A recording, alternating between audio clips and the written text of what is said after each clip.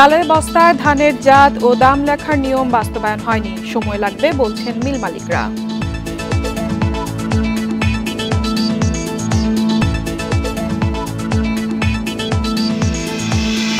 এবছর বর্ষবরণের পোশাক ব্যবসায় মন্দা, ঈদের পরেই উৎসবের কারণে চাহিদা কম বলছেন ব্যবসায়ীরা।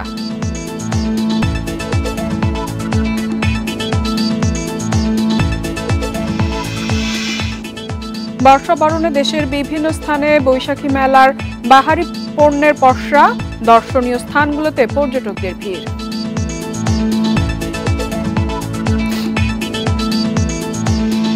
সবাইকে আমন্ত্রণ অর্থনীতি সারাদিনে, আপনাদের সাথে আছি ইফাতারা। শুনছিলেন শিরোনাম, এবারে জানাবো বিস্তারিত।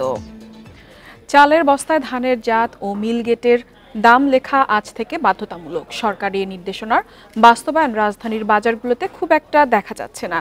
মিল মালিকরা জানান, সরকারি ছুটি থাকায় নির্দেশনা কার্যকরে আরও কিছুদিন সময় লাগবে। অনেকদিন ধরেই ক্রেতাদের অভিযোগ, একই জাতের ধান থেকে উৎপাদিত চাল বিভিন্ন নামে ও দামে বিক্রি হচ্ছে। এতে ন্যায্য মূল্যে পছন্দের চাল কিনতে না পেরে প্রতারিত হচ্ছেন ক্রেতারা। সংকট সমাধানে খাদ্য মন্ত্রণালয়ের সিদ্ধান্ত অনুযায়ী চালের বস্তার গায়ে লেখা থাকতে হবে ধানের জাত, মিলের ঠিকানা ও দামের সঙ্গে বেশ কিছু তথ্য। বাংলা নববর্ষ থেকে এই সিদ্ধান্ত কার্যকর হলেও রাজধানীর বাজারে নেই এর প্রতিফলন। ঈদের পরে খুলছে তো, নতুন করে কোনো মাল এখনো আসে নাই, আসলে তো বোঝা যাবে। আর বস্তার গায়ে লেখা থাকবে 25 টাকা, আমি 25 টাকা বিক্রি করব। মিল মালিকরা জানান, সরকারি ছুটি থাকায় চালের বস্তায় ধানের জাত ও দাম লেখা সম্ভব হয়নি। তবে কিছুদিনের মধ্যেই নির্দেশনা বাস্তবায়ন শুরু হবে। ছুটি শেষ হওয়ার পরে সরকারি নির্দেশনা মোতাবেক আমাদের চালের নাম, জাত বস্তার গায়ে থাকবে। আমরা আমাদের খাদ্য নিয়ন্ত্রক মহোদয়ের নির্দেশনা পেয়েছি যেহেতু, তো সেভাবেই আমরা ওটা বাস্তবায়ন করব ইনশাআল্লাহ। খাদ্য মন্ত্রণালয়ের সিদ্ধান্তকে স্বাগত জানিয়ে তা বাস্তবায়নে কড়া নজরদারির দাবি ক্রেতাদের। আমি একটা সরু চাল পেলাম, কিন্তু সরুটা কি স্বর্ণা পেলাম না 28 পেলাম নাকি কি পেলাম, ওইটা ওরা বোঝার কোনো ক্ষমতা নেই। অবশ্যই এটা করার দরকার। বাইরে ভিতরে এক না থাকলে তো এটা হবে না। সবাই তো এই জিনিসটা চায় যে ভিতরে যা আছে বাইরেও তা আছে। এই পদক্ষেপের ফলে চালের দাম সহনশীল ও যৌক্তিক পর্যায়ে থাকবে বলে মনে করছে খাদ্য মন্ত্রণালয়। Amirul Islam, independent news, Dhaka. বাঙালির সর্বজনীন উৎসব নববর্ষে নতুন পোশাকের বাড়তি চাহিদা থাকে, কিন্তু এবার ঈদের পরপরই নববর্ষের কারণে ফ্যাশন হাউসগুলোতে আয়োজন কম। আলাদা করে বেচাকেনাও তেমন একটা চোখে পড়েনি। উদ্যোক্তারা বলছেন, কর ফাঁকি দিয়ে বাজারে আসা বিদেশি পোশাকের কারণেও ক্ষতিগ্রস্ত হচ্ছে দেশীয় তাঁত ও বস্ত্র শিল্প। বাংলা বর্ষবরণে উৎসব মুখর আয়োজন থাকে প্রতি বছরই। স্বতন্ত্র ডিজাইন আর বর্ণিল রঙের পোশাকে সাজে মানুষ। দেশীয় ফ্যাশন হাউসগুলোতে থাকে বিশেষ আয়োজন। আসে নতুন ডিজাইনের পাঞ্জাবি, শাড়ি, ফতুয়া, 3 পিসের মতো পোশাক। এবার ঈদের ছুটি শেষ না হতেই পহেলা বৈশাখ, তাই দোকানে নববর্ষের পোশাক প্রদর্শনীতে বেশ ভাটা। কোথাও কোথাও দেখা গেছে ঈদ ও বৈশাখের ডিজাইনে সমন্বয় আনার চেষ্টা। বৈশাখের সাথে ঈদের যে কালারটা আপনার কম্বিনেশন করা যায়, ওইভাবে ওই প্রোডাক্টগুলো আমাদের সবগুলো প্রোডাক্টই বানানো হয়েছে। ঠিক ওই রকম যেরকম কাজ, বুকে কাজ করা বা ওরকম পাঞ্জাবি সেরকম ঠিক দেখছি না। মেয়ের জন্য শাড়ি কিনবো, আমার জন্য শাড়ি কিনবো, তারপর পাঞ্জাবি আমার হাজবেন্ডের জন্য, তারপর আমার মা শাশুড়ির জন্য শাড়ি। বাজারে নিম্নমানের ভারতীয় ও পাকিস্তানি 3 পিস শাড়ি বিক্রি হচ্ছে সস্তায়। এ কারণে ক্রেতা হারাচ্ছেন দেশীয় ফ্যাশন উদ্যোক্তারা। দেশীয় ফ্যাশন ইন্ডাস্ট্রি কাজ করার মতো সেরকম সাপোর্ট আসলে এখানে ওইভাবে নাই। নিয়ম নীতির তোয়াক্কা না করেই নানান পথে কাপড়গুলি ঢুকছে এবং এদের সাথে একটা অসম প্রতিযোগিতা অযথাই চলে। বৈশাখী মেলায় বাঁশ, বেত, মাটির পণ্য বিক্রি হয়। এ সময় থাকে তাঁত পোশাকের ব্যবসাও। তাই সর্বজনীন এ উৎসবের আর্থিক লেনদেনের সুফল পায় প্রান্তিক মানুষও। এজন্য দেশি পণ্যের সুরক্ষায় গুরুত্ব দেওয়ার পরামর্শ অর্থনীতিবিদদের।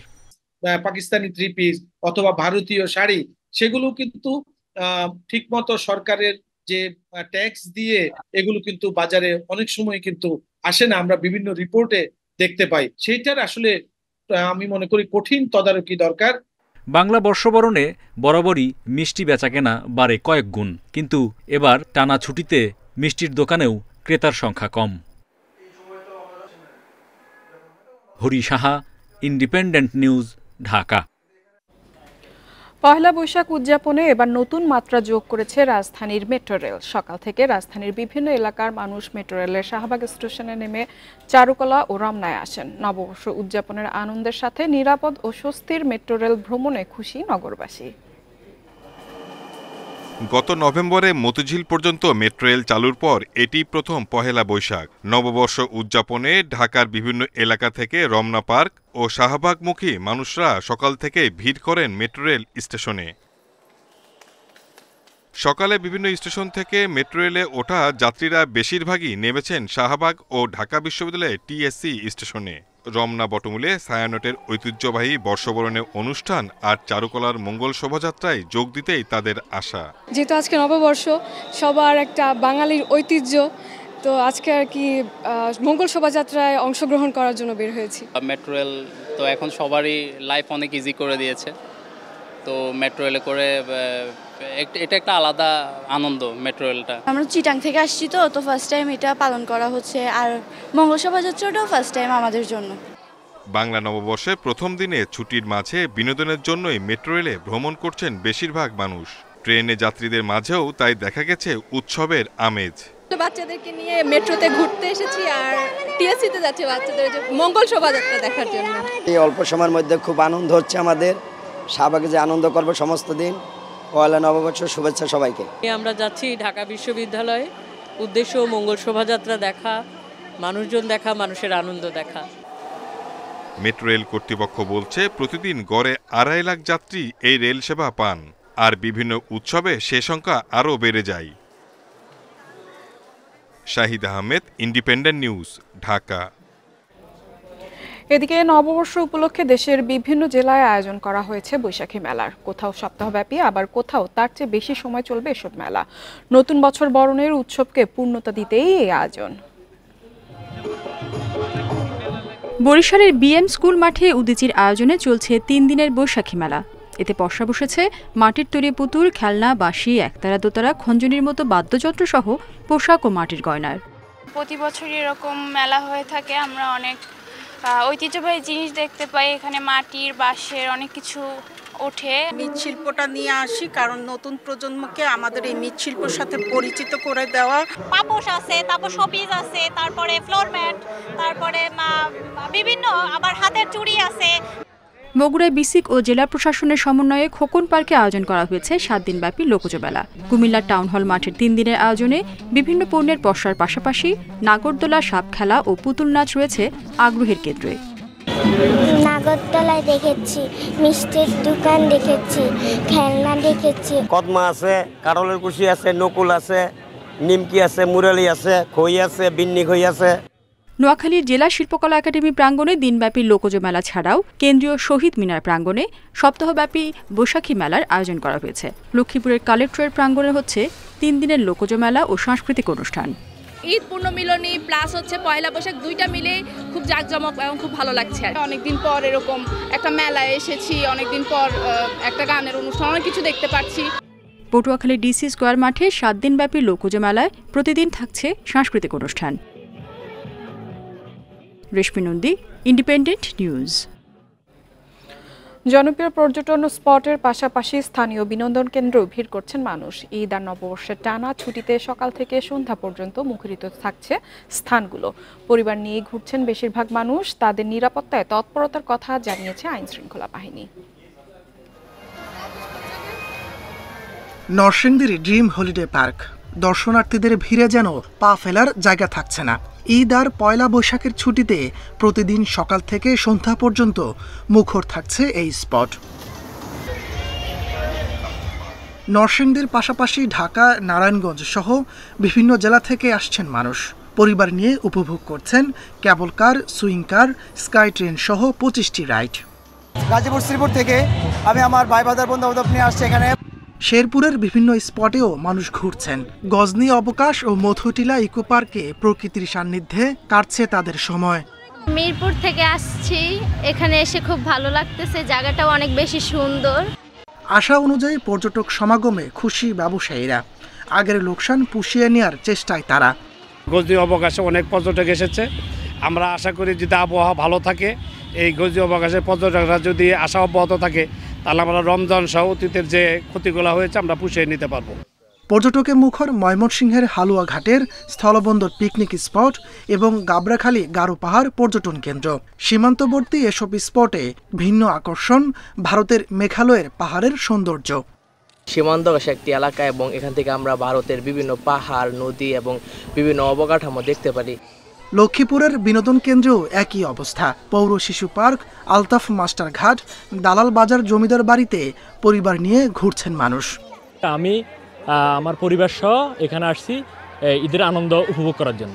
জয়পুরহাটের ডিসি পার্ক, পাঁচবিবি পৌর পার্ক সহ বিভিন্ন দর্শনীয় স্থানে স্থানীয়রা যাচ্ছেন বেশি।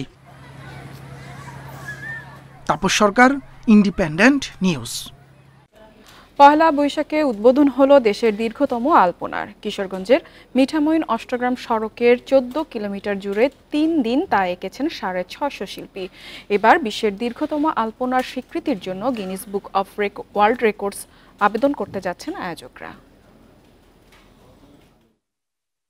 হাওরের বুক চিরে দীর্ঘ সড়কে রং তুলির পরশ।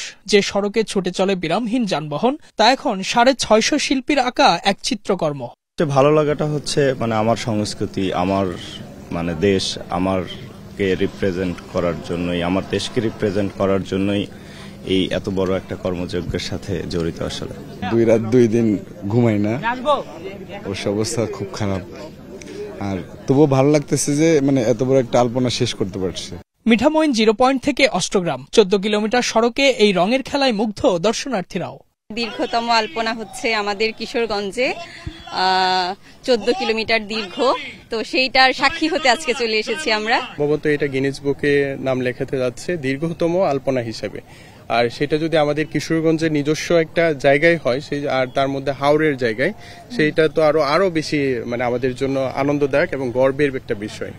রোববার সকালে 3 দিনের এই কর্মযজ্ঞের ইতি টানেন আইসিটি প্রতিমন্ত্রী। এ দীর্ঘ সড়ক ঘুরে দেখেন তিনি। প্রত্যাশা, হাওরের সৌন্দর্যে নতুন মাত্রা যোগ করেছে এই শিল্পকর্ম। এখন শুধু জাতীয় পর্যায়ে নয়, আন্তর্জাতিক পর্যায়ে অনেক বিদেশি পর্যটকদেরকেও আকর্ষণ করবে এখানে পরিদর্শনের জন্য। আমাদের অসাম্প্রদায়িক প্রগতিশীল প্রজন্ম গড়ে তোলার জন্য আমরা এই আয়োজনটাকে আরো উৎসাহিত করতে চাই। 14 কিলোমিটার অল ওয়েদার সড়কে আলপনা আঁকতে লেগেছে প্রায় 9,500 লিটার রং। এবার বিশ্বের দীর্ঘতম আলপনা স্বীকৃতি পেতে গিনেস বুক অব ওয়ার্ল্ডে আবেদন করতে যাচ্ছেন আয়োজকেরা। Ijazur Rahman, independent news, Kishoreganj.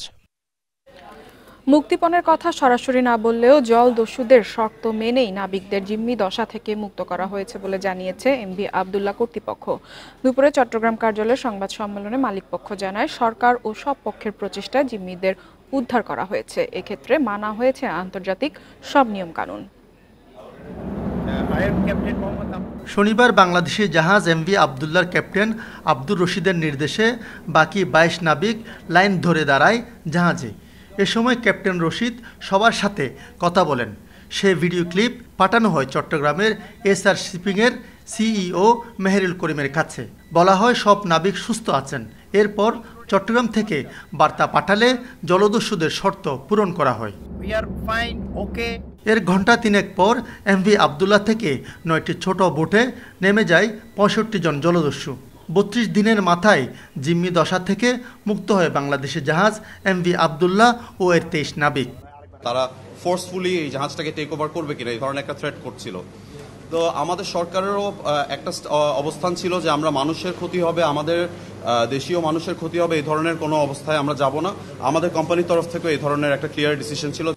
মুক্তিপণের টাকা নিয়ে নানা আলোচনা থাকলেও এ ব্যাপারে কোনো পক্ষ নিশ্চিত করেনি। তবে সোমালিয়ার গণমাধ্যম পুর্টল্যান্ড মিরর বলছে $5 মিলিয়ন মুক্তিপণে ছাড়া হয়েছে এমভি আবদুল্লাহকে। নানা মাধ্যমে বলা হচ্ছে হেলিকপ্টারে করে মুক্তিপণের টাকা দেওয়ার পর ছাড়া হয় এমভি আবদুল্লাহকে। তবে বিষয়টি এড়িয়ে জাহাজ মালিক প্রতিষ্ঠান এসআর শিপিং বলছে নির্দিষ্ট শর্তে মুক্ত হয়েছে নাবিকরা এবং এখানে কোনো তৃতীয় পক্ষ ছিল না।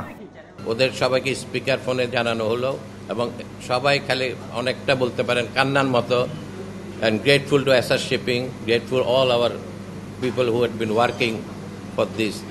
নাবিকসহ এমভি আবদুল্লাহ এখন দুবাইয়ের পথে। এদিকে এই খবরে স্বস্তি ফিরে এসেছে নাবিকদের স্বজনদের মাঝে। কালকে থেকে শুনি ভালো লাগতেছে, মানে এখন আমরা হতে দুবাইয়ের পথে আছি, আমাদের সঙ্গে নেভাল স্কাউট আছে। জাহাজ এমভি আবদুল্লাহ আগামী 19 বা 20 এপ্রিল দুবাই পৌঁছাতে পারে। সেখান থেকে বিমানে বা জাহাজে নাবিকদের চট্টগ্রাম ফিরিয়ে আনা হবে। আলমগীর সবুজ, ইন্ডিপেন্ডেন্ট নিউজ, চট্টগ্রাম। আর এই ছিল অর্থনীতি সারাদিনের আজকের আয়োজনে। ইন্ডিপেন্ডেন্ট টেলিভিশনের সব খবর আরও জানতে চোখ রাখুন ফেসবুক, ইউটিউব এবং এক্সে। আমন্ত্রণ আমাদের পরের সংবাদে।